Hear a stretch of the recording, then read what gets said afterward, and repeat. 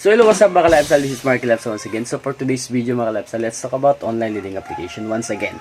So follow-up video lang to about dun sa recently na video na ginawa ko, no? Kasi every time kasi na gumagawa ko ng video, binabasa ko lahat ng mga comments. So yun, nag-notify ka agad every morning kasi naging daily routine ko na every morning.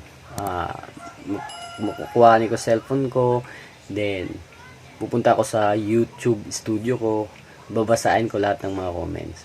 Pero hindi ko kagad nire-replyan. Yung ano lang, yung kaya ko lang replyan, yung mga inuuna ko. So ganun pa man, yung mga questions doon, very alarming. Yung mga comment doon is very alarming talaga, especially yung sa latest na mga online lending application na ni Ray, diba? Yung Wapera, Zipiso, Lemon Loan at saka Bali Loan. Meron pa rin mga nangongolekta kasi mga agent sa mga online lending application na nabanggit ko. So gaya nga ng palit-ulit kong sinasabi, huwag nyong bayaran kasi lahat ng mga materials, lahat ng mga equipment na ginagamit nila sa panghaharas sa kanilang mga kliyente is kinonfiscate na ng NBI. So sinong babayaran nyo? Malamang yung babayaran nyo is agent lang na wala doon that time sa raid. Then aside of that, yung mga agent na nandoon na involved sa online lending application doon mismo sa area is under investigation lahat yon. Hindi man sila nakulong, pero lahat ng true identity nila, information is nasa NBI na. Bawal kasi na mag-deny pa sila. Malamang makulong sila, di ba? So yun, mabalik tayo dun sa sa question, sa mga katanungan sa YouTube, sa mga comment section natin. Yun na nga, marami pa rin mga agent ang nangongolekta. Then magbabayad pa ba? So yun yung mga common question talaga nowadays. Magbabayad pa ba sila? Especially talaga dun sa mga online lending application na close na, di ba?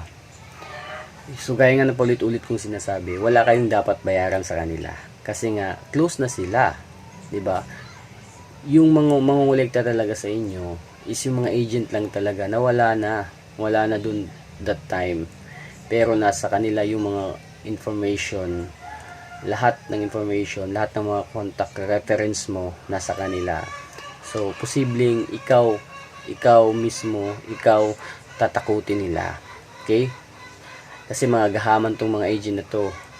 Alam na nila in the first place yung kanilang trabaho, kung bakit nila tinanggap yan, di ba? Alam na nila kasi yun, meron alam na nila kasi hindi naman pwede na papasok ka lang sa isang establishment hindi mo alam yung background, di ba?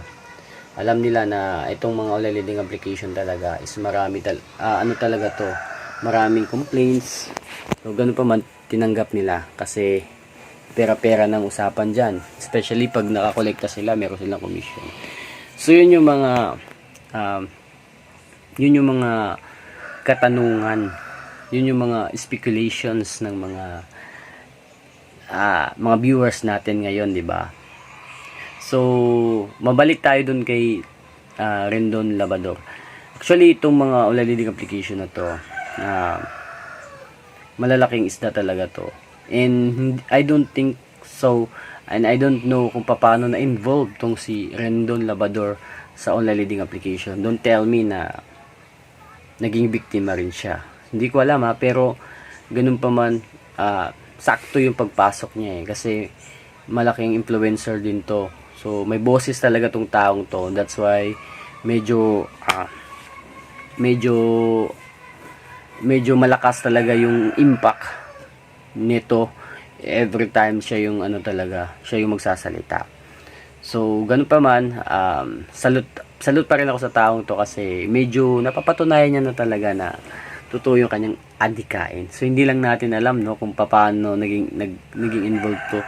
Nag-iba yung kanyang platform sa social media. Actually, known talaga tong tao to sa paninita.